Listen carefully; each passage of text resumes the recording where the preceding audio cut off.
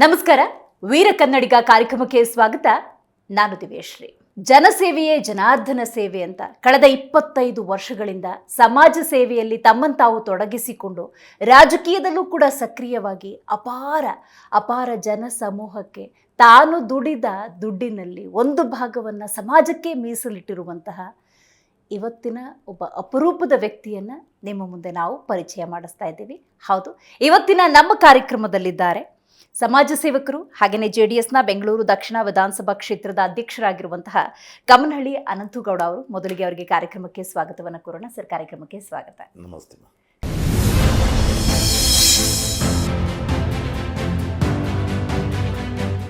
ಶ್ರೀ ಕಮ್ಮನಹಳ್ಳಿ ಅನಂತಗೌಡ, ಅಧ್ಯಕ್ಷರು JDS ಬೆಂಗಳೂರು ದಕ್ಷಿಣ ವಿಧಾನಸಭಾ ಕ್ಷೇತ್ರ.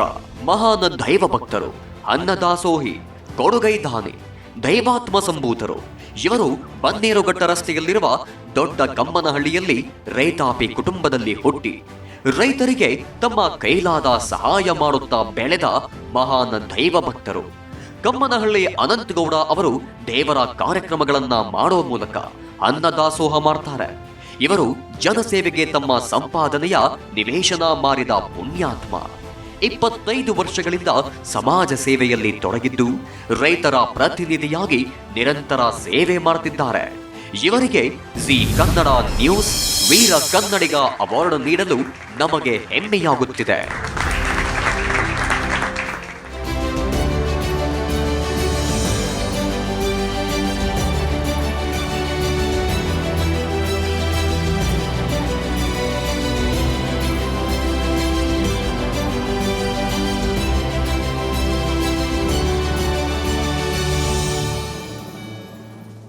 ಏನು ಯುವ ಜನತೆಗೆ ಎಷ್ಟೋ ಜನಕ್ಕೆ ಹಣಕಾಸು ಎಲ್ಲ ವ್ಯವಸ್ಥೆ ಇರುತ್ತೆ. ಯಾರು ಸಮಾಜದಲ್ಲಿ ಸೇವೆ ಮಾಡೋದು ನಾವು ನೋಡ್ತಾ ಇರ್ತೀವಿ, ಅತಿ ವಿರಳ. ಅದರಲ್ಲೂ ನಾವು ಹೇಳೋದೇನೆಂದರೆ, ಇವತ್ತು ಒಂದು ಯುವಕರಿಗೆ ಒಂದು ಸಮಾಜದಲ್ಲಿ ನಾವು 100 ರೂಪಾಯಿ ಸಂಪಾದನೆ ಮಾಡೋದ್ರಲ್ಲಿ ಒಂದು 10 ರೂಪಾಯಿ ಆದರೂ ಕಡೆ ಪಕ್ಷ ಒಂದಷ್ಟು ಜನಸೇವೆಗೆ ಮುಡುಪಾಗಿ ಇಡಲಿ ಅನ್ನೋದು ಇವತ್ತು ಯುವ ಜನತೆಗೆ ಈ ಸಂದರ್ಭದಲ್ಲಿ ಹೇಳಕ್ಕೆ ಇಷ್ಟಪಡ್ತೀನಿ. ಕಳೆದ 25 ವರ್ಷಗಳಿಂದ ಸಮಾಜ ಸೇವೆಯಲ್ಲಿ ನಿಮ್ಮನ್ನು ನೀವು ತೊಡಗಿಸ್ಕೊಂಡಿದ್ದೀರಿ. ನೀವು ದುಡಿದ ಒಂದು ಭಾಗವನ್ನು ಸಮಾಜಕ್ಕೆ ಮೀಸಲಿಡಬೇಕು ಅನ್ನುವಂಥ ಮನೋಭಾವ ನಿಮ್ಮದು. ಏನಾದರೂ ಒಂದು ಸ್ಫೂರ್ತಿಯಾಗಿರುತ್ತೆ ಈ ಒಂದು ಮನೋಭಾವ ಬರೋದಕ್ಕೆ? ಯಾವ ಘಟನೆ ಪ್ರೇರಣೆಯಾಯಿತು ಅಂತ ಏನು ನಾವು ಇವತ್ತು ಈ ವೇದಿಕೆಯಲ್ಲಿ ತಿಳಿಸೋಕೆ ಇಷ್ಟಪಡ್ತೀವಿ ಅಂದರೆ, ನಾನು ಒಬ್ಬ ಬಡ ಕುಟುಂಬದಲ್ಲಿ ಹುಟ್ಟಿರೋಂಥ ವ್ಯಕ್ತಿ. ನಮ್ಮ ತಂದೆ ಒಂದು ಚಿಕ್ಕ ಒಂದು ಕೃಷಿ ಮಾಡ್ಕೊಂಡಂಥ ಕುಟುಂಬದಲ್ಲಿ ನಮ್ಮ ತಂದೆ ಒಬ್ಬ ಬಡ ಕೂಲಿ ಕಾರ್ಮಿಕನಾಗೆ ನಮ್ಮ ತಂದೆನೂ ಸಹ ಜೀವನ ನಡ್ಸ್ಕೊಂಡು ಬಂದಿರ್ತಾರೆ. ಆ ಜಾಗದಲ್ಲಿ ನಮ್ಮ ತಂದೆ ಕಷ್ಟಪಡ್ತಂಥ ಸಂದರ್ಭ ಅದು ನಾನು ಕಣ್ಣಾರ ತುಂಬ ನೋಡಿದ್ದೀನಿ. ಆ ಒಂದು ಸಂದರ್ಭಗಳಿದೆಯಲ್ಲ, ಮನೆಯಲ್ಲಿ ಆ ಕಷ್ಟಗಳನ್ನ ನೋವುಗಳನ್ನ ನಾವು ನೋಡಿದ್ದೀವಿ, ತಿಳಿಸ್ಕೊಟ್ಟಿದ್ದಾರೆ ನಮ್ಮ ತಂದೆ. ಇವೆಲ್ಲದಕ್ಕೂ ಒಂದು ಸ್ಫೂರ್ತಿ ಅಂದರೆ ನಮ್ಮ ತಂದೆ ಕಷ್ಟಪಟ್ಟಿರೋದೇ ನನಗೊಂದು ರೀತಿಯಲ್ಲಿ ಉತ್ತೇಜನ ಕೊಟ್ಟೈತೆ. ಆ ಕಷ್ಟಗಳನ್ನ ನಾವು ನೋಡಿದ್ರೂ ಸಹ ಅದು ನಮ್ಮ ತಂದೆ ನಮಗೆ ತೋರಿಸ್ಕೊಡ್ಲಿಲ್ಲ. ಅಂದ್ರೆ ಅವರ ಜೀವನದಲ್ಲಿ ಹೇಳ್ತಾ ಇದ್ರು, ಕಷ್ಟಪಡ್ತದ್ ನೋಡ್ತಾ ಇದ್ವಿ, ಆದ್ರೂ ನಮ್ಗೆ ಯಾವತ್ತು ಕಷ್ಟಪಡೋ ರೀತಿ ಹೇಳ್ಕೊಡ್ಲಿಲ್ಲ. ಆದ್ರೂ ನಾವು ಅದನ್ನು ಅರಿವು ಮಾಡ್ಕೊಂಡ್ವಿ. ಇದಕ್ಕೆ ತಂದೆ ಈ ರೀತಿ ಹೇಳೋದ್ರನ್ನೇ ಅರ್ಥ ಮಾಡ್ಕೊಂಡು ಮುಂದಿನ ಜೀವನದಲ್ಲಿ ನಮ್ಮ ತಂದೆಗೆ ಒಬ್ಬ ಸ್ಫೂರ್ತಿ ಆದ್ವಿ. ನಾನು ಇವತ್ತು ಆ ಬಡ ಜನ ಅನ್ನೋದಿದೆಯಲ್ಲ, ಆ ಬಡ ಜನ ಎಲ್ಲಾದ್ರೂ ಕಂಡಾಗ ತುಂಬಾ ಮನ್ಸು ಮಿಡಿಯುತ್ತೆ. ಯಾಕಂದ್ರೆ ನಾನು ಬಡ ಕುಟುಂಬದಲ್ಲಿ ಹುಟ್ಟಿರೋಂಥ ವ್ಯಕ್ತಿ.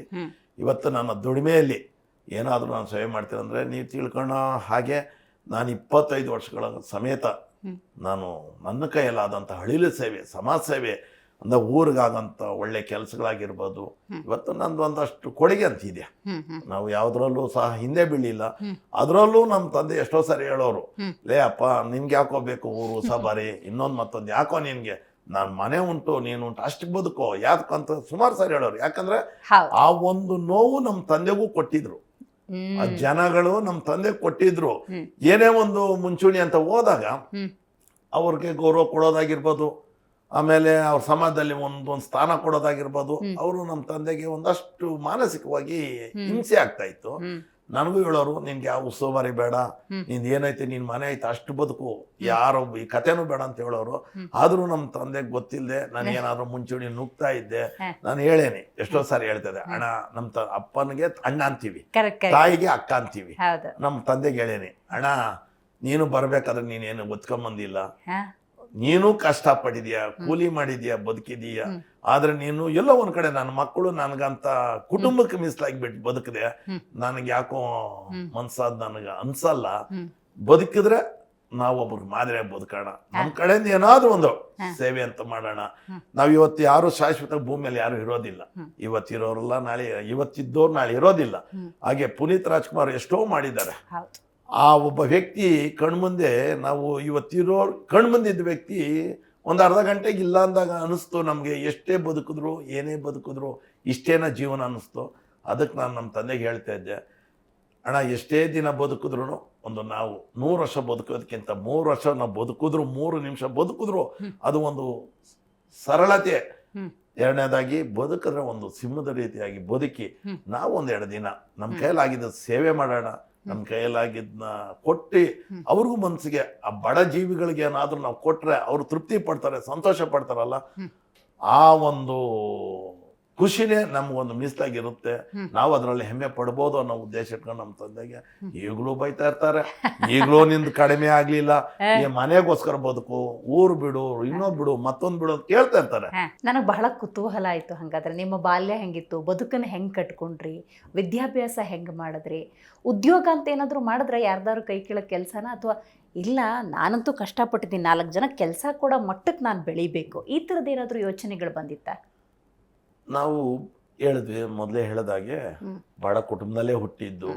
ನಾವು ಏನೋ ಒಂದು ಉದ್ಯಮ ನಡೆಸಿ ಜನ ಕೊಡೋಷ್ಟು ಆಲೋಚನೆ ನನಗೆ ಇರ್ಲಿಲ್ಲ. ಅಯ್ಯೋ ಜೀವನ ಅಂದ್ರೆ ಏನಪ್ಪ, ಪುಟ್ಟ ಜೀವನ, ನಮ್ಮ ಕೈಲಿ ಏನ್ ಸಾಧ್ಯ ಮಾಡಕ್ಕೆ, ಎಷ್ಟು ದುಡಿಯೋದು ಸಾಧ್ಯ ಆಗುತ್ತೋ ಅಷ್ಟೇ ಮಾಡ್ಬೇಕು ಅನ್ನೋದು ಅಷ್ಟೇ ಆಸೆ ಇತ್ತು. ನಾವ್ ಇನ್ನೇನೋ ಕನಸು ದೊಡ್ಡದಿತ್ತು, ಸಣ್ಣ ಪುಟ್ಟ ಕನಸಲ್ಲ ಈಗಲೂ ಇದೆ, ಏನಿಲ್ಲ ಕನಸು ಕಾಣೋದಕ್ಕೆ ಏನಿಲ್ಲ. ಆದ್ರೆ ಅಲ್ಲಿ ಮೆಟ್ಟಿ ನಿಲ್ಲೋದಿದೆಯಲ್ಲ ಅಷ್ಟು ಸುಲಭದಲ್ಲ. ಆದ್ರೆ ಆ ಕನಸುಗಳನ್ನ ಏನ್ ಕನಸು ಕಟ್ಟಿದ್ದೆ ನಿಜ ಇವತ್ತು ಮೆಟ್ ನಿಂತಿದ್ದೀನಿ. ನಾವೇನ್ ಮೆಟ್ ನಿಂತಿಲ್ಲ ಅಂತಲ್ಲ, ಇವತ್ತು 100 ಜನ ಕೆಲಸ ಕೊಡೋ ಶಕ್ತಿನೂ ಇದೆ, 1000 ಜನ ಕೆಲಸ ಕೊಡೋ ಶಕ್ತಿ ಇದೆ, 1000 ಜನಕ್ಕ ಊಟ ಹಾಕೋ ಶಕ್ತಿ ದೇವ್ರು ಕೊಟ್ಟಿದ್ದಾನೆ. ಅಂದ್ರೆ ನನ್ನಲ್ಲಿ ಒಂದು ಗುರಿ ಇದೆ, ಹಠ ಜಾಸ್ತಿ, ನಾನು ಬಿಟ್ಕೊಡಲ್ಲ, ನಾನು ಛಲ ಜಾಸ್ತಿ. ಆಮೇಲೆ ನನ್ನ ಕೈ ಹಿಂದೆ ಮಾತಾಡೋರು 100 ಇದ್ದಾವೆ, ಕೇಳಿಸ್ಕೊಂಡಿದ್ದೀನಿ. ಆದ್ರೂ ಅದನ್ನ ನಾನು ಪ್ರಶ್ನೆ ಮಾಡಲ್ಲ. ಅದು ಪ್ರಶ್ನೆ ಮಾಡಿದ್ರೆ ಹಿಂದೆ ಆಡ್ಕೊಳೋರ್ಗೆ ನಾವು ಹೆಚ್ಚಿಸ್ದಂಗ ಆಗುತ್ತೆ. ಆದ್ರೆ ಹೆಚ್ಚಿಸಿದ್ರೆ ಮತ್ತೆ ಬಾಯಿ ಮುಚ್ಕೊಂತಾರೆ, ಮತ್ತೆ ನಾನು ಮರ್ತು ಬಿಡ್ತೀನಿ. ಅದಕ್ಕೆ ಆಡೋರು ಆಡ್ಕಂತಾನೆ ಇರ್ಬೇಕು, ಬೆಳೀಬೇಕು. ಇವತ್ತು ರೈತರ ಪ್ರತಿನಿಧಿ ಆಗಿದ್ದೀರಿ, ನಿಮ್ದು ರೈತಾಪಿ ಕುಟುಂಬವೇ. ಮಗದೊಂದು ಕಡೆ ಈಗ ಹಾಲು ಉತ್ಪಾದನೆ, ಹೈನುಗಾರಿಕೆ ಅಂದಾಗ ಡೈರಿ ನಡೆಸೋದು, ಈ ಟರ್ಮ್ ಹೆಂಗ್ ಪಡ್ಕೊಳ್ತು ಅಂತ? ನಾವು ಒಂದು ಹೈನುಗಾರಿಕೆ, ಈಗ ನಮ್ಮ ತಂದೆನೂ ಹೇಳಿದ್ರಲ್ಲ, ಕೃಷಿ ಕುಟುಂಬ ನಮ್ಮದು. ಹಸುಗಳು ಆಗಿರ್ಬೋದು, ಕುರಿಗಳಾಗಿರ್ಬೋದು, ಎತ್ತು ವ್ಯವಸಾಯ ಮಾಡೋದು, ನೇಗಲು ಕಟ್ಕೊಂಡು ತಂದೆ ವ್ಯವಸಾಯ ಮಾಡ್ಬೇಕು. ನಮ್ಮ ತಂದೆ ಜೊತೆ ಗದ್ದೆ ಕೆಲಸ ಮಾಡಿದ್ವಿ, ಹೊಲದ ಕೆಲಸ ಮಾಡಿದ್ವಿ. ಸ್ಕೂಲ್ ಮುಗಿಸ್ಕೊಂಡು ಹೋಗಿದ ತಕ್ಷಣ ನಮ್ಮ ತಂದೆ ತೋಟಗಳಿಗೆಲ್ಲ ಇಷ್ಟು ಜಮೀನಿಗೆ ನೀರುಗಳು ಕಟ್ಟಬೇಕಿತ್ತು, ತೋಟ ಕ್ಲೀನ್ ಮಾಡ್ಬೇಕು, ಎಲ್ಲ ಇತ್ತು. ನಮ್ಮ ತಂದೆ ತುಂಬಾ ಸ್ಟ್ರಿಕ್ಟ್. ಅಯ್ಯೋ ನಮ್ಮ ತಂದೆ ಈಗಲೂ ಸ್ಟ್ರಿಕ್ಟೇ. ನಾವು ಮನೆಗೆ ಬರ್ತಾ ಇದ್ದೀವಿ ಅಂದ್ರೆ, ನಾವು ಮನೇಲಿ ಇದ್ದಾಗ ಅಪ್ಪ ಬರ್ತಾರ ಅಂದ್ರೆ ನಾವು ಒಂದು 5-10 ನಿಮಿಷ ಮುಚ್ಚಿಟ್ಕೊಂತೀವಿ. ಯಾಕೆಂದ್ರೆ ಅವ್ರು ಕುತ್ಕೊಳ್ಳೋವರೆಗೂ, ಶಾಂತವಾಗಿ ಕುತ್ಕೊಳ್ಳೋವರೆಗೂ ನಾವು ಮುಂದೆ ಓಡಾಡಲ್ಲ. ಅವ್ರು ಬಂದ ಆದ್ಮೇಲೆ ಒಂದು 5 ನಿಮಿಷ ಕುತ್ಕೊಂಡ ಮೇಲೆ ಸಮಾಧಾನವಾಗಿದ್ದಾಗ ನಾವು ಮೇಲ್ಗಡೆ ಎಲ್ಲೆಲ್ಲಿ ರೂಮ್ ಒಳಗಿರ್ತೀವಿ ಕೆಳಗೆ ಇಳಿತೀವಿ. ಆ ತರ ಸ್ಟ್ರಿಕ್ಟು ನಮ್ಮ ತಂದೆ, ತುಂಬಾ ಸ್ಟ್ರಿಕ್ಟು. ಆಮೇಲೆ ಒಂದ್ ಮಾತು ಹೇಳೋರು ನನಗೆ ಇವತ್ತು. ನಮ್ಮ ತಂದೆ ಒಂದ್ ಮಾತು ಏನಂದ್ರೆ, ಅಪ್ಪ ಜೀವನದಲ್ಲಿ ನೀವು ಕಡೆ ಪಕ್ಷ ದುಡ್ದಿಲ್ಲ ಅಂದ್ರೂ ಪರವಾಗಿಲ್ಲ, ನಾನು ದುಡ್ಡು ಸಾಕ್ಬಿಡ್ತೀನಿ, ಸಮಾಜಕ್ಕೆ ಘಾತಕರಾಗಬೇಡಿ, ಸಮಾಜಕ್ಕೆ ಕೆಟ್ಟ ಹೆಸರು ತರಬೇಡ್ರಿ, ನನ್ನ ಜೀವ ಇರೋವರ್ಕಾದ್ರೂ ನಿಮ್ಮನ್ನ ನಾನೇ ಸಾಕ್ಬಿಡ್ತೀನಿ. ಯಾವತ್ತು ಒಬ್ಬರ ಮುಂದೆ ಕೈ ಕಟ್ಟಿ ನಿಲ್ಬಾರ್ದು, ಒಬ್ಬರು ಸಮಾಜಕ್ಕೆ ಘಾತಕರಾಗಿ ಬದುಕಬಾರ್ದು. ಇಷ್ಟೇ ಅಂತ ನಮ್ಮ ತಂದೆ ಆವತ್ತು ಹೇಳ್ತಾ ಇದ್ರು, ಇವತ್ತು ಹೇಳ್ತಾರೆ. ಈಗೂ ನಮ್ಗೆ ಆ ಪಾಠನೇ ನಮಗೊಂದು ಪಾಠ. ಅದ್ರ ತಕ್ಕಾಗೆ ನಾವು ಒಬ್ಬ ರೈತರ ಕುಟುಂಬದಲ್ಲಿ ಹುಟ್ಟಿ, ಬಡತನ ಕುಟುಂಬದಲ್ಲಿ ಹುಟ್ಟಿ, ಇವತ್ತು ನನ್ನ ಮಗ ಒಂದು ವಿದ್ಯಾಭ್ಯಾಸ. ಇವತ್ತು ನನ್ನ ಮಗ ಡಾಕ್ಟ್ರು, MBBS ಕಂಪ್ಲೀಟ್ ಮಾಡಿ ಎಲ್ಲ ಮಾಡಿ ಈಗ MDಗೆ ಅವನು ಸಹ ಮುಂದಿನ ಒಂದು ವಿದ್ಯಾಭ್ಯಾಸಕ್ಕೆ ಹೋಗ್ತಾ ಇದ್ದಾರೆ. ಅಂದ್ರೆ ಇಷ್ಟೆಲ್ಲಾನು ಒಂದು ಏನಂದ್ರೆ ಅದು ನಮ್ಮ ತಂದೆ ಒಂದು ಸ್ಟ್ರಿಕ್ಟ್ ಏನಿತ್ತು ಅದಕ್ಕೆ ನಮ್ಗೊಂದು ಪಾಠ ನೀವು ಹೇಳ್ಕೊಟ್ಟಿದ್ದಾರೆ. ಒಬ್ಬರೇ ಮಗನ? ನಾವು 3 ಜನ, 2 ತಮ್ಮಂದಿರಿದ್ದಾರೆ, 3 ಜನ ಅಕ್ಕಂದಿರಿದ್ದಾರೆ. ನಿಮ್ಮ ಕಷ್ಟದ ಜೀವನ ಸರಿದಾರಿಯಲ್ಲಿ ನಡಿಬೇಕು ಅನ್ನೋದಕ್ಕೆ ಸೂಚನೆ ಕೊಟ್ಟಂಗಿದೆ ಹಂಗಾದ್ರೆ. ಇದೆ ಇದೆ ಸತ್ಯ, ಖಂಡಿತ. ಸತ್ಯ. ರಾಜಕೀಯದ ನಂಟು ಹೆಂಗೆ ಇದ್ರ ನಡುವೆ? ರಾಜಕಾರಣ ಅನ್ನೋದು ಏನಂದ್ರೆ ಈಗ ಸಮಾಜದಲ್ಲಿ ಇವತ್ತು ನಾವು ಏನಾದರೂ ಒಂದು ಒಳ್ಳೆ ಕೆಲಸ ಮಾಡ್ತಾ ಇದ್ದೀವಿ ಅಂದಾಗ ಸಾಮಾನ್ಯವಾಗಿ ರಾಜಕಾರಣಗಳವರು ಲೀಡರ್ಸ್ಗಳು ನಮ್ಮನ್ನು ಗುರ್ಸೋದು ಪ್ರಯತ್ನ ಮಾಡ್ತಾರೆ. ಯಾಕೆಂದರೆ ನನ್ನ ಹತ್ರ ಬಂದಾಗ ಎಷ್ಟೋ ಜನ ಯುವಕರಿಗೆ ಸ್ಫೂರ್ತಿ. ಇವತ್ತು ನಾನು ವ್ಯಾಪ್ತಿಗೆ ಸಂಬಂಧಪಟ್ಟಾಗ ಆಮೇಲೆ ಜನ ಪ್ರೀತಿಸೋದೇ ಕಲಿಸಿದ್ದೀನಿ ಹೊರತು ನನ್ನನ್ನು ದ್ವೇಷ ಮಾಡೋಕ್ಕೆ ನಾನು ಕಲ್ತಿಲ್ಲ, ಕಲಿಯೋದು ಇಲ್ಲ. ಇವತ್ತು BJP JDS ಕಾಂಗ್ರೆಸ್ ಅಂತ ಏನು 3 ಪಕ್ಷಗಳವರು ಸಹ ನಮ್ಮನ್ನ ಬರೀ ಪ್ರೀತಿಸೋರು ಕಲ್ತವ್ರೆ ಹೊರತು ನಮ್ಮನ್ನ ನೆಗೆಟಿವ್ ಅಲ್ಲಿ ಯೋಚನೆ ಮಾಡೋರು ಯಾರು ಕಲ್ತಿಲ್ಲ. ಅಂದ್ರೆ ಯಾಕಂದ್ರೆ ನಾವು ಹಾಗೆ ನಡ್ಕೊಳೋದು ಇಲ್ಲ. ನಮಗೆ ಸರಳತೆ ಇಂಪಾರ್ಟೆಂಟ್. ನಾನು ತುಂಬಾ ಸರಳತೆ ಇಷ್ಟಪಡ್ತೀನಿ. ನಮ್ಗೆಲ್ಲ ಕೊಟ್ಟಿದ್ರು ನನಗೆ ಸರಳತೆ ಇಷ್ಟ. ಸರಳ. ಆಮೇಲೆ ಈ ಜನಗಳ ಮಧ್ಯೆ ಬದುಕೋದು ಇದೆಯಲ್ಲ, ನಾನು ಇರೋರ ಮಧ್ಯೆ ಹೋಗ್ತೀನೋ ಇರೋಕ್ಕೆ ಇಷ್ಟಪಡಲ್ಲ. ನಾನು ಇಲ್ದವ್ರ ಮಧ್ಯೆ ಇರೋದಕ್ಕೆ ಇಷ್ಟಪಡ್ತೀನಿ. ಅವ್ರ ಜೊತೆ ಪ್ರೀತಿನೋ ಸಂಬಂಧಗಳನ್ನ ಅಂದ್ರೆ ಅವ್ರ ಜೊತೆ ನಡ್ಕೊಳ್ಳೋದು ಇದೆಯಲ್ಲ ಅದನ್ನು ತುಂಬಾ ಇಷ್ಟಪಡ್ತೀನಿ. ಸಮಾಜ ಸೇವೆ ಮಾಡ್ತಿದ್ದಾಗ ಸಹಜವಾಗಿ ರಾಜಕೀಯ ಬನ್ನಿ ಇನ್ನೂ ಹೆಚ್ಚಿನ ಈಗ ಕೈಯಲ್ಲಿದ್ದು ಕೊಡೋಕ್ಕೂ ಸರ್ಕಾರದ ಹಣವನ್ನು ಅನುದಾನದ ರೂಪದಲ್ಲಿ ಕೊಡೋದಕ್ಕೂ ಬಹಳ ವ್ಯತ್ಯಾಸ ಇರುತ್ತೆ. ಹಾಗಾಗಿ ಯಾವ ಪಕ್ಷ ಬೇಕಾದರೂ ಕರೆದಿರ್ಬೋದು, ನೀವು ಪ್ರಾದೇಶಿಕ ಪಕ್ಷವನ್ನು ನೀವು ಆಯ್ಕೆ ಮಾಡ್ಕೊಳ್ತೀರಲ್ಲ ಅಂತ.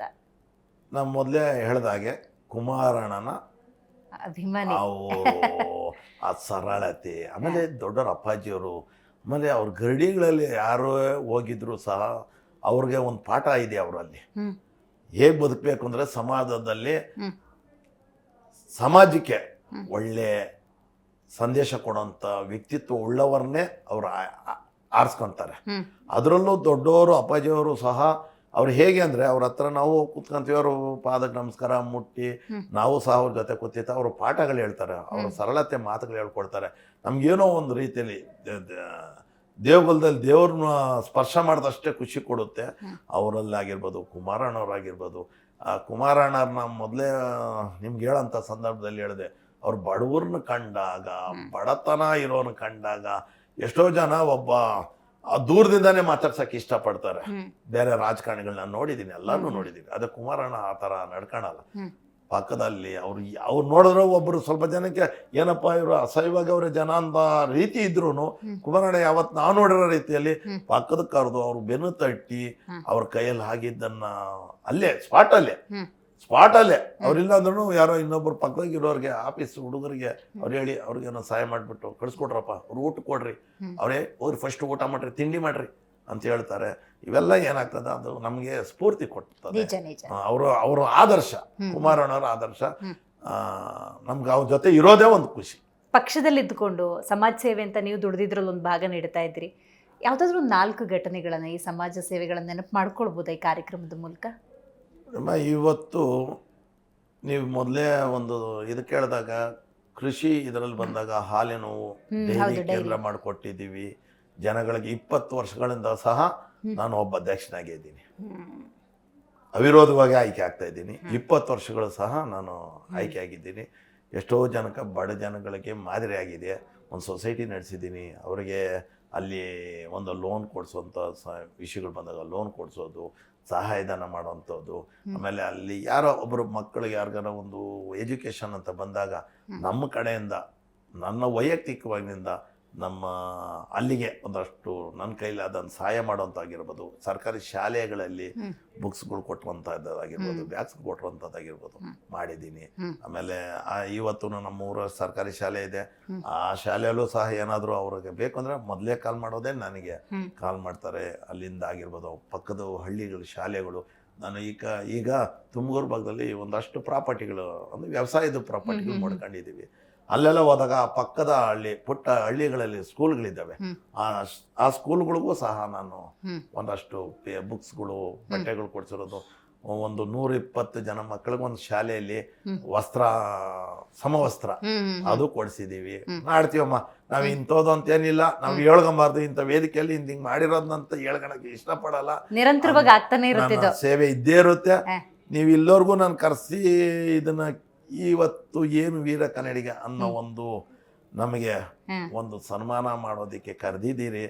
ನಮಗೆ ಎಲ್ಲೋ ಏನೂ ಇಲ್ಲದೆ ಇಲ್ಲಿ ಕರೆದು ಕೂರಿಸೋದಕ್ಕೆ ಇಲ್ಲಿಗೆ ಬರೋವಂಥದ್ದು ನಾವು ಬರ್ತೀವಿ ಅನ್ನೋದಾಯ್ತು ಅಂದ್ರೆ ನಾವ್ ಏನಾದ್ರೂ ಮಾಡಿದೀವಿ ಅನ್ನೋದಕ್ಕೆ ನೀವು ತಮ್ಮಗಳನ್ನ ಕರೆಸಿದ್ದೀವಿ.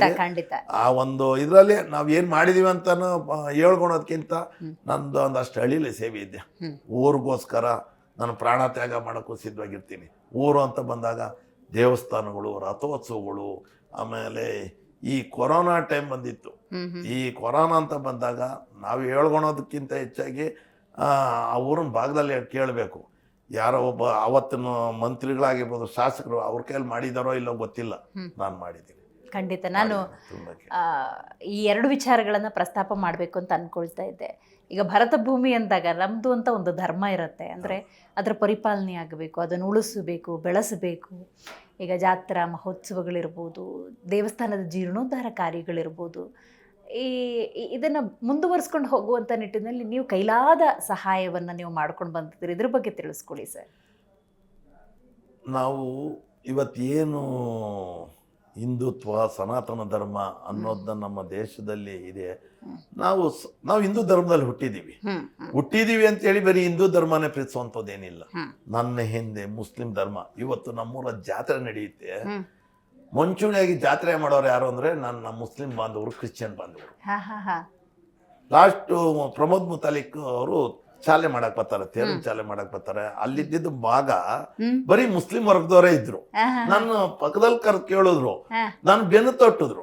ಯಾರು? ಪ್ರಮೋದ್ ಮುತಾಲಿಕ್ ಜಿ ಅವರು ಅವರು. ಯಾಕಂದ್ರೆ ಅಲ್ಲಿ ನಡೀತಾ ಇದ್ದಿದ್ದೆ ಮುಸ್ಲಿಂ ಧರ್ಮದವರು, ಕ್ರಿಶ್ಚಿಯನ್ ಧರ್ಮದವರು.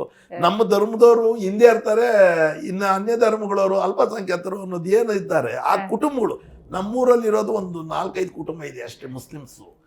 ಅವರು ಅವತ್ತಿನಿಗೆ ಅವರು ಕುಟುಂಬ ರಿಲೇಷನ್ಸ್ ಎಲ್ಲಿದ್ದಾರೆ ಎಲ್ಲಾನು ಸೇರ್ತಾರೆ. ಅವರು ಒಂದು ಪಾನಕ, ಮಜ್ಜಿಗೆ, ಇನ್ನೊಂದು ಮತ್ತೊಂದು ಎಲ್ಲ ಅವರೇ, ಆ ಕುಟುಂಬಗಳವರೇ ನಿಂತು ಮಾಡ್ತಾರೆ.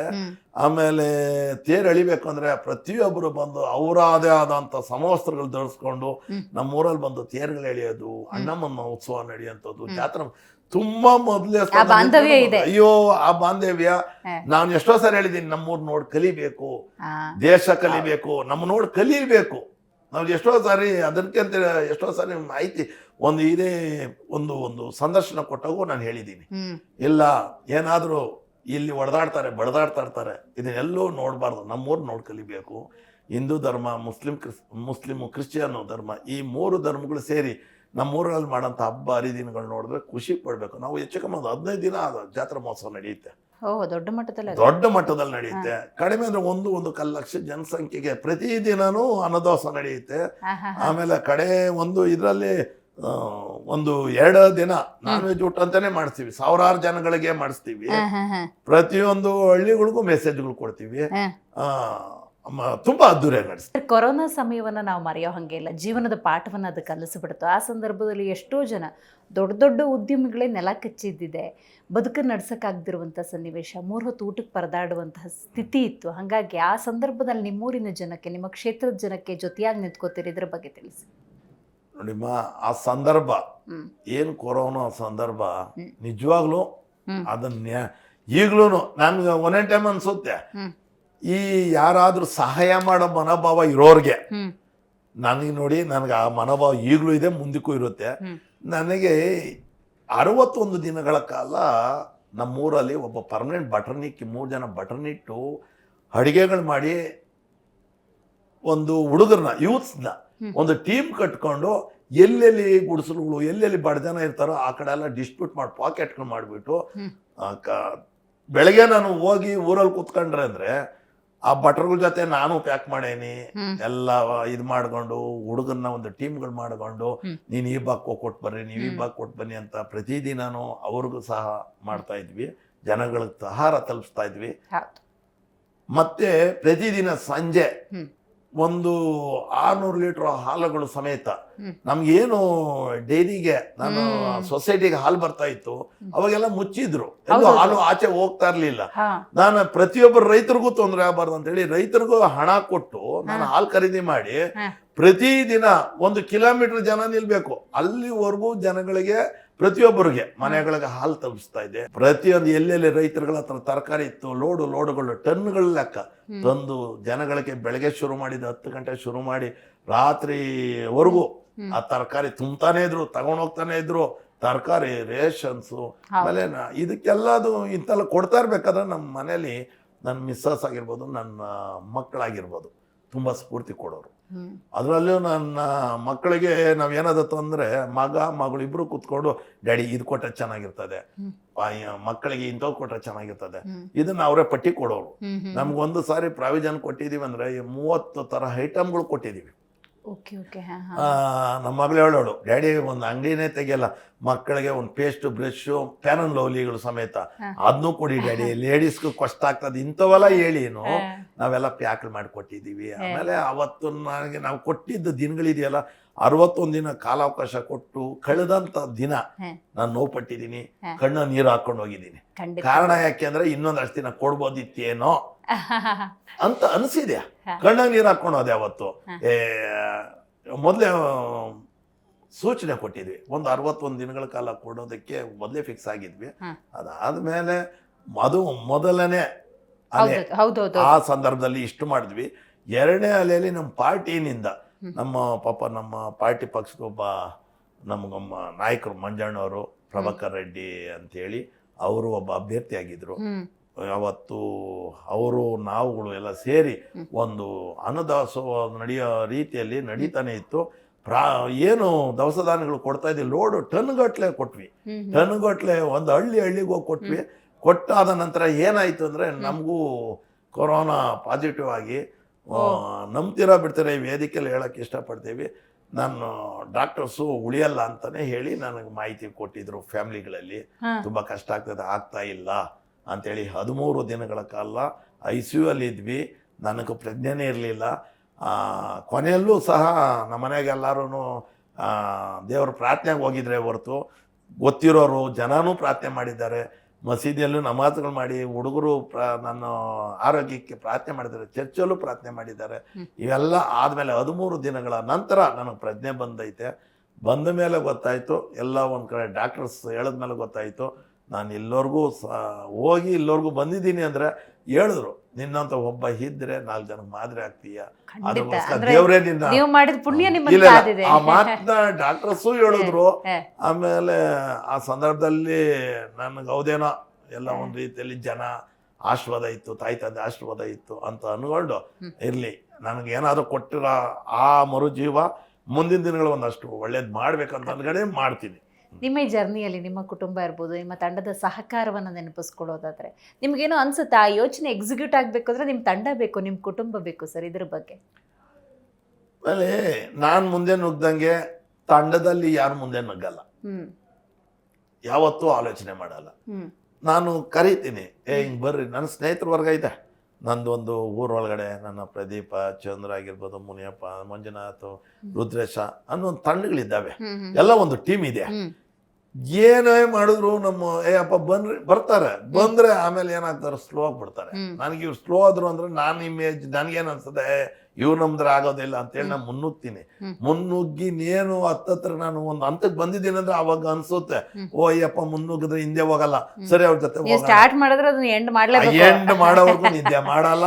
ಎಷ್ಟೋ ಸಾರಿ ನಮ್ಮ ಮನೆಗಳಾಗ ಹೇಳ್ತಾರೆ, ಪೆನ್ನು ಪೇಪರ್ ಎತ್ಕೊಂಡು ರಾತ್ರಿ ಎಲ್ಲ ಕುತ್ಕೊಂಡಿರ್ತೀನಿ ಬರೆಯೋದಕ್ಕೆ, ಏನ್ ಮಾಡ್ಬೇಕು, ಈ ಕಾರ್ಯಕ್ರಮ ಮಾಡೋದು ಹೇಗಿರ್ತದೆ, ನಾನು ಯಾರಿಗೇನು ಕೊಟ್ರೆ ಹೇಗಿರುತ್ತೆ ಅನ್ನೋದನ್ನ ರಾತ್ರಿ ಎತ್ತಿದ್ರೆ, ಪೆನ್ ಎತ್ತಿದ್ರೆ ಆ ಕೆಲಸ. ಆಮೇಲೆ ನಾನು ಇಂಥದ್ದು ಮಾಡ್ಬೇಕಂದ್ರೂ ಅದನ್ನು ಯಾವುದೇ ಕಾರಣಕ್ಕೂ ನನ್ನ ಬಾಯಲ್ಲಿ ಹೇಳಿದ್ನ ನಾನು ಹಿಂದೆ ಜೀವನದಲ್ಲಿ ಹೋಗ್ಲಿಲ್ಲ. ನಾನು ಸುಳ್ಳು ಅಂದ್ರೆ ಒಂಥರ ಅಸಹ್ಯ, ನನ್ನ ಜೀವನದಲ್ಲಿ ಸುಳ್ಳು ಹೇಳಕ್ಕೆ ಇಷ್ಟಪಡಲ್ಲ. ಮಾಡ್ಬೇಕಂದ್ರೆ ಮಾಡೇ ಮಾಡ್ತೀನಿ. ಮುಂದಿನ ಗುರಿ ಏನು ಇಟ್ಕೊಂಡಿದ್ದೀರಿ ಸರ್?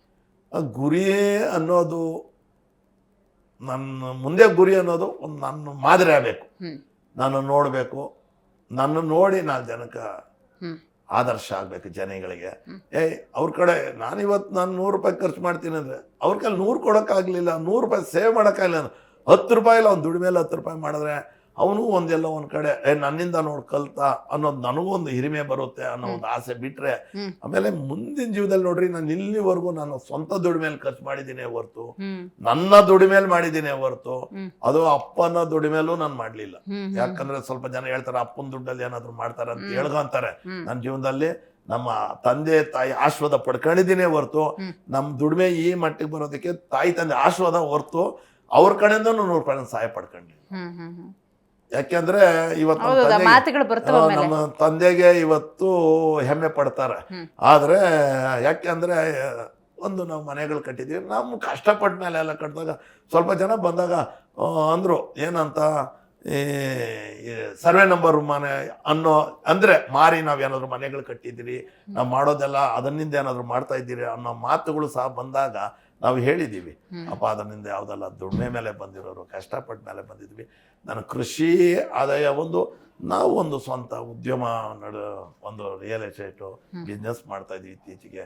ಅದರಲ್ಲೂ ಒಂದಷ್ಟು ಆದಾಯಗಳು ಬರೋದ್ರಲ್ಲಿ ನಾನು 100 ರೂಪಾಯಿ ಸಂಪಾದನೆ ಮಾಡಿದೆ ಅಂದರೆ ಇವತ್ತು ಈ ವೇದಿಕೆಯಲ್ಲಿ ಹೇಳ್ತಾ ಇದ್ದೀನಿ, 25-30% ನಾನು ಊರಿಗಾಗಿರ್ಬೋದು, ಜನಕ್ಕಾಗಿರ್ಬೋದು, ನಾನೊಂದಷ್ಟು ದೇವಸ್ಥಾನಗಳು, ಆಮೇಲೆ ರಥಗಳು, ಆಮೇಲೆ ಏನಾದರೂ ಮಾಡ್ಬೇಕನ್ನೋದನ್ನ ಮನಸ್ಸಲ್ಲಿ ಇಟ್ಕೊಂಡು ಈಗಲೂ ಮಾಡ್ತೀನಿ, ನಮ್ಮ ಮುಂದಕ್ಕೂ ಮಾಡ್ಕೊಂಡು ಹೋಗ್ತೀನಿ. ಏನಾದರೂ ಒಳ್ಳೇದು ಮಾಡಬೇಕು, ಒಳ್ಳೆ ರೀತಿಯಲ್ಲೇ ಇರಬೇಕು, ತಂದೆ ತಾಯಿ ಹಾಕ್ಕೊಟ್ಟಂತಹ ಮಾರ್ಗದಲ್ಲಿ ನಾನು ಹೋಗಬೇಕು ಅನ್ನೋದಿದ್ರು ಕೂಡ ಕೆಲವೊಮ್ಮೆ ಟೀಕೆ ಟಿಪ್ಪಣಿಗಳು ಬರ್ತವೆ. ಅವಾಗೆಲ್ಲ ಏನು ಅನ್ಸುತ್ತೆ ನಿಮಗೆ? ನಾವು ಕಾಲು ಎಳೆದವರು ಕಾಲ್ಗಿಂತ ಕೆಳಗೆ ಕೂತವ್ರೆ ಅಂತ ಹೇಳಿದ್ವಿ ಫಸ್ಟ್ ಟೈಮು. ಆಮೇಲೆ ಪ್ರಯತ್ನ ಮಾಡಿದ್ರು, ನಾನು ಕುಗ್ಸೋಕೆಲ್ಲ ಪ್ರಯತ್ನ ಮಾಡಿದ್ರು. ಈ ನಂದು ಬ್ಲಡ್ಡೇ ಬೇರೆ, ಇದುವರೆಗೂ ಕುಗ್ಗೋದು ಎಲ್ಲಿ ಅಂದ್ರೆ ಅಟ್ಯಾಚ್ ಆಗ್ತೀನಿ, ಸೆಂಟಿಮೆಂಟ್ ಇದೆ ನನಗೆ ನಾನು ಹೇಳ್ಕೊಳೋದಿಲ್ಲ. ಆದ್ರೆ ನಮ್ಮ ಮನೆಗಳಲ್ಲಿ ಹೇಳ್ತಾರೆ, ನೋಡಕ್ ಮಾತ್ರ ಹೊರಟು ಒಳಗೆ ತುಂಬಾ ಮೃದು ಸ್ವಭಾವ ಅಂತ. ಅದು ಹೊರಗಡೆ ಪ್ರಪಂಚಕ್ಕೆ ಯಾಕಂದ್ರೆ ಕುಗ್ಸಕ್ ಪ್ರಯತ್ನ ಪಟ್ಟರು, ನಾನು ಯಾವ ಇದಕ್ಕೂ ಕುಗ್ಗೋನು ಅಲ್ಲ, ನಾನು ಜಾಯ್ಮನೇನೆ ಅಲ್ಲ. ಅದು ಎಷ್ಟೋ ಜನ ನಿಮ್ಮ ಹತ್ರ ಸಹಾಯ ಪಡ್ಕೊಂಡ್ರು, ಅಣ್ಣ ನೀವು ಇದ್ದದಕ್ಕಾಯ್ತು, ನನ್ನ ಬದುಕನ್ನು ಕಟ್ಕೊಂಡೆ, ಇವತ್ತು ನಾನು ನೋಡಿ ಓದಿದ್ದೀನಿ, ನೋಡಿ ಸಮಾಜದಲ್ಲಿ ಉನ್ನತ ಮಟ್ಟಕ್ಕೆ ಹೋಗಿದ್ದೀನಿ, ನೀವಿದ್ದದಕ್ಕೆ 3 ಹೊತ್ತು ಊಟ ತಿಂತೀವಿ, ಈ ಥರದ್ದೆಲ್ಲ ಟಾಕ್ಗಳು ಬರುತ್ತೆ. ಅವಾಗ ಮಾಡಿದಿರಮ್ಮ, ಏನು ಅನ್ಸುತ್ತೆ ನಿಮಗೆ? ಆಮೇಲೆ ನಾವು ಮಾತಾಡ್ಬೇಕಾದಾಗ ನಾನು ಒಂದು ಇನ್ಸಿಡೆಂಟ್ ಹೇಳ್ತೀನಿ. ಇವತ್ತು ನಾನು ಊರ ಒಳಗಡೆ ಓಡಾಡ್ತಾ ಇರ್ತೀವಿ, ಚಿಕ್ಕ ಮಕ್ಕಳು, ಅವ್ರ ಅಮ್ಮ ಅಂದ್ರೆ 6 ವರ್ಷ 7 ವರ್ಷ 8 ವರ್ಷ ಇರ್ಬೋದು, ಇಲ್ಲಾಂದ್ರೆ 10 ವರ್ಷ 12 ಅಷ್ಟೇ. ಆ ಮಕ್ಕಳುಗಳು ಹೋಗ್ತಾ ಇರ್ಬೇಕಾದ್ರೆ ಸ್ಕೂಲ್ ಬ್ಯಾಗ್ ತಗೊಳಕೊಂಡು ಹೋಗ್ತಾ ಇರ್ತಾರೆ, ಮಕ್ಕಳು ಹೋಗ್ತಾ ಇರ್ತಾರೆ, ಅಂಕಲ್ ಅಂತಾರೆ, ಬರ್ತಾರೆ, ಸೆಕೆಂಡ್ ಕೊಡ್ತಾರೆ. ಆಮೇಲೆ ನಾನು ಅವ್ರಿಗೆ ವಿಶ್ ಮಾಡ್ತೀನಿ, ವಿಶ್ ಮಾಡಿದ್ಮೇಲೆ ನಾನು ಯಾರು ಗೊತ್ತೇನೋ ಅಂತ ಪ್ರಶ್ನೆ ಮಾಡ್ಕೊಳ್ತೀನಿ, ಅನಂತ ಅಂಕಲ್ ಅಂತಾರೆ. ಆಮೇಲೆ ಅವ್ರು ಕೇಳೋದು ಒಂದೇ, ಆ ಮಕ್ಕಳ ಬಾಯಲ್ಲಿ ನಾನು ಕೇಳಿಸ್ಕೊಂಡಿದ್ದೀನಿ, ನಾ ಕೊರೋನಾ ಟೈಮಲ್ಲಿ ಸಹಾಯ ಮಾಡಿದ್ದೀವಲ್ಲ, ಆ ಮಕ್ಕಳು ಚಿಕ್ಕ ಪುಟ್ಟ ಮಕ್ಕಳು ಇರ್ಬೋದೇನೋ, ಅವತ್ತು ನಾನು ಆ ಬೇಕ್ರಿಗಳನ್ನ ತಂದು ಕೊಡ್ತಾಯಿದ್ದ ಪದಾರ್ಥ, ಕೊಡ್ತಾಯಿದ್ದ ಹಾಲು, ಆ ಮಕ್ಕಳು ತಾಯಂದ್ರಗಳ ಕಂಕ್ಳಲ್ಲಿ ಹಾಕೊಂಡು ಬರ್ತಾ ಇದ್ದಂಥ ಸಂದರ್ಭದಲ್ಲಿ ಆ ಮಕ್ಕಳು ನಾನು ನೋಡಿರ್ತವೆ. ಆ ಮಕ್ಕಳು ಇವತ್ತು ನಾನು ಗುರುತಿಸಿ ಸಾಮಾನ್ಯವಾಗಿ ಬಂದು ಅವರು ಇಷ್ಟಿಟ್ಟು ನಮ್ಮ ಮಕ್ಕಳು ವಿಶ್ ಮಾಡ್ತಾರೆ ಅಂದಾಗ, ಅನಂತಂಕಲ್ ಬಾಯಿ ಅಂತಾರೆ ಅಂದಾಗ, ನಮ್ಗೆಲ್ಲೋ ಒಂಥರ ಎಷ್ಟೋ ತೃಪ್ತಿ ಕೊಟ್ಟಿದೆ. ಸಮಾಜಕ್ಕೆ ಸರ್ ನೀವು ಕೊಡುವಂತ ಸಂದೇಶ? ಸಮಾಜಕ್ಕೆ ನಾನು ಕೊಡೋ ಸಂದೇಶ ಒಂದೇ, ಇವತ್ತು ನಮ್ಮ ದೇಶದಲ್ಲಿ ಎಷ್ಟೋ ನಾವು ಎಷ್ಟೇ ಅಭಿವೃದ್ಧಿ ಕಾಣ್ತೀವಿ ಅನ್ನೋದು ನಾವು ದೇಶದಲ್ಲಿ ಇದೆ. ಇವತ್ತು ನಮ್ಮ ವಿಶ್ವದಲ್ಲಿ ಇವತ್ತು ನಮ್ಮ ದೇಶ 3ನೇ ಸ್ಥಾನದಲ್ಲಿ ಇದ್ದೀವಿ ಅನ್ನೋ ಒಂದು ಮಾತು ದೇಶದಲ್ಲಿ ವಿಶ್ವದಲ್ಲಿ ಹಾರಾಡಿದ್ರು ಸಹ ಎಲ್ಲೋ ಒಂದ್ ಕಡೆ ನಾವಿರೋ ಜಾಗದಲ್ಲೇ ನೋಡ್ತಾ ಇರ್ತೀವಿ, ಎಷ್ಟೋ ಜನ ಹಿಂದುಳಿದಿದ್ದಾರೆ, ತುಂಬಾ ಹಿಂದುಳಿದಿದ್ದಾರೆ. ಅವರ ಪರಿಸ್ಥಿತಿಗಳು ನೋಡಿದಾಗ, ಅವ್ರ ಕಷ್ಟಗಳು ನೋಡಿದ್ರೆ ತುಂಬಾ ಮನ್ಸು ಗರಟಾಗ್ತದೆ. ನಾನು ಇಲ್ಲಿವರೆಗೂ ನಾನು ವೈಯಕ್ತಿಕವಾಗಿ ಮಾಡಿದ್ದೀನಿ. ಏನಾದರೂ ರಾಜಕಾರಣದಲ್ಲಿ ನಿಜವಾಗ್ಲೂ ನಮಗೊಂದು ಕಾಲಾವಕಾಶ ಸಿಕ್ಕಿದ್ರೆ ನಿಜವಾಗ್ಲೂ ಹೇಳ್ತೀವಿ, ನನ್ಗಿಂತ ಜನಗಳು ನೋಡ್ತಾ ಇರ್ತೀವಲ್ಲ, ಏನೇ ಮಾಡಿದ್ರು ಆ ಜನಗಳಿಗೆ ಒಳ್ಳೇದು ಮಾಡ್ಬೇಕು ಅನ್ನೋ ಒಂದು ಆಸೆ ಇವತ್ತು ಇಟ್ಕೊಂಡಿದ್ದೀನಿ, ಮುಂದಕ್ಕೂ ಇಟ್ಕೊಂತೀನಿ. ಮುಂದಿನ ದಿನಗಳಲ್ಲೂ ಕಾಲಾವಕಾಶ ಸಿಗುತ್ತೆ, ಅದರಲ್ಲಿ ಜನ ಆಶೀರ್ವಾದನೂ ಸಹ ಪಡ್ಕೊಂತೀನಿ. ಆ ಒಂದು ಏನು ಸಮಾಜ ಸೇವೆ, ಸಾರ್ವಜನಿಕ ಸೇವೆ ಮಾಡ್ಬೇಕಂತ ಅನ್ಕೊಂಡಿದ್ದೀನಿ, ಖಂಡಿತ ಮಾಡ್ತಾನೆ ಇರ್ತೀನಿ. ನಾನು ಈ ಸಂದರ್ಭದಲ್ಲಿ ಹೇಳೋದೇನೆಂದರೆ, ನಾವು 100 ರೂಪಾಯಿ ಸಂಪಾದನೆ ಮಾಡ್ತೀವಿ, ಒಂದು ಕಡೆ ಪಕ್ಷ ಒಂದು 2 ರೂಪಾಯಿ ನಾವು ಹೇಗೆ ಮನ್ಸು ಮಿಡಿಯುತ್ತೆ ಹಾಗೆ 2 ರೂಪಾಯಿ ಕೂಡ ಹಾಕಿ 4 ಜನಕ್ಕೆ ನಮ್ಮ ಕೈಲಾಗಿದ್ದು ಒಂದು ಸಹಾಯ ಮಾಡಿದ್ರೆ ನಮ್ಮ ದೇಶದಲ್ಲಿ ಒಂದಷ್ಟು ಬಡತನ ಹೌದು. ಕುಗ್ಗುತ್ತೆ. ಆಮೇಲೆ ಅವ್ರಿಗೂ ಮನಸ್ಸಿಗೆ ಎಲ್ಲ ಒಂದು ಕಡೆ ಹಸು ಅನ್ನೋ ಹೊಟ್ಟೆಗೆ ನಮ್ಮ ಕಡೆಯಿಂದ ಸಹಾಯ ಮಾಡೋಕ್ಕಾಗುತ್ತೆ, ಒಂದು ಒಳ್ಳೇದಾಗ್ತದೆ ಅನ್ನೋ ಸಂದರ್ಭದಲ್ಲಿ ಹೇಳೋಕ್ಕೆ ಇಷ್ಟಪಡ್ತೀನಿ. ಆ ಕೊರೋನಾ ಟೈಮಲ್ಲಿ ನಮ್ಮ ಭಾಗದಲ್ಲಿ ಇಷ್ಟೆಲ್ಲ ಮಾಡಿದ್ರು ಮೋದಿಜಿಯವರು ಅವರು ಇದಕ್ಕೆ ನಮ್ಮ ಇಲ್ಲೆಲ್ಲ ಜನ ಬಳಸ್ಕೊಳೋದಕ್ಕಿಂತ ಅಲ್ಲಿನೂ ಕೇಂದ್ರದಲ್ಲಿ ನಮ್ಮ ಅಂದರೆ ಮೋದಿ ಫಂಡು ಒಂದಷ್ಟು ಫಂಡ್ಗಳು ಇದು ಮಾಡ್ತಾ ಇದ್ರು ಆ ಟೈಮಲ್ಲಿ. ಆ ಸಂದರ್ಭದಲ್ಲಿ ನಾವು ಆ ಫಂಡಿಗೆ ಒಂದು 10 ಲಕ್ಷ ಸ್ವಂತ ದುಡಿಮೆ, ನಮ್ಮ ತೀರಾ ಬಿಡ್ತೀನಿ, ವೇದಿಕೆಯಲ್ಲಿ ಹೇಳ್ತೀನಿ. ಅವತ್ತು ಸಂದರ್ಭದಲ್ಲಿ ದುಡ್ಡು ಕಷ್ಟ ಆದಾಗ 2 ಸೈಟ್ ಮಾರಿಬಿಟ್ಟು ಸೇವೆ ಮಾಡಿದ್ದೀನಿ. ಇವತ್ತೂ ಆ ತೃಪ್ತಿ ಇದೆ ನನಗೆ. ಆ ಸಂದರ್ಭದಲ್ಲಿ 2 ಸೈಟ್ ಮಾರಿದ್ದೀನಿ, ಸೇವೆ ಮಾಡಿದ್ದೀನಿ, ಖುಷಿ ಕೊಟ್ಟಿದ್ದೆ. ಅದನ್ನು ಆ 2 ಸೈಟ್ ನಾನು ಮಾರಿ ನಾನು ಬಡವ ಆಗಿದ್ದೀನಿ ಅನ್ನೋದೇನಿಲ್ಲ, ಅದಕ್ಕೆ 10 ಪಟ್ಟು ದೇವರು ಮತ್ತೆ ನನಗೆ ಒಂದು ಅಂಥದ್ದನ್ನ ಸಂಪಾದನೆ ಮಾಡೋ ಶಕ್ತಿ ಕೊಟ್ಟೈತೆ. ಅಂಥವೆಲ್ಲ ಮಾಡಿದ್ದೀವಿ. ಖಂಡಿತ. ಇವತ್ತಿನ ಕಾರ್ಯಕ್ರಮದಲ್ಲಿ ನೀವು ಭಾಗಿಯಾಗಿ ನಿಮ್ಮ ಬದುಕನ್ನು ನಮ್ಮ ಜೊತೆ ಹಂಚಿಕೊಂಡಿದ್ದಕ್ಕಾಗಿ ಧನ್ಯವಾದಗಳು. ಧನ್ಯವಾದಗಳು. Thank you. ನೋಡಿದ್ರಲ್ಲ ವೀಕ್ಷಕರೇ, ಸಮಾಜ ಸೇವಕರಾಗಿರುವಂಥ ಅನಂತಗೌಡ ಅವರು ಭಾಗಿಯಾಗಿದ್ದರು. ಬಹಳ ಮುಖ್ಯವಾಗಿ ಅವರು ಕೊಟ್ಟಂತಹ ಸಂದೇಶ ಇಷ್ಟೇ: ಭಾರತ ಇನ್ನೂ ಕೂಡ ಬಡತನದಲ್ಲಿ ಬಳಲ್ತಾ ಇದೆ. ನಿಮ್ಮ ಕೈಲಾದ ಸೇವೆ ಸಹಾಯವನ್ನು ಮಾಡಿದ್ರೆ ಖಂಡಿತವಾಗಲೂ ಆ ಬಡತನವನ್ನು ನಿರ್ಮೂಲನೆ ಮಾಡುವಂಥ ನಿಟ್ಟಿನಲ್ಲಿ ನಿಮ್ಮ ಅಳಿಲು ಸೇವೆ ಕೂಡ ಬಹಳ ಮುಖ್ಯವಾಗುತ್ತೆ ಅಂತ ಹೇಳಿದ್ದಾರೆ. ನೋಡ್ತಾ ಇರಿ ಜೀ ಕನ್ನಡ ನ್ಯೂಸ್, ಸತ್ಯವೇ ಸುದ್ದಿಯ ಜೀವಾಳ.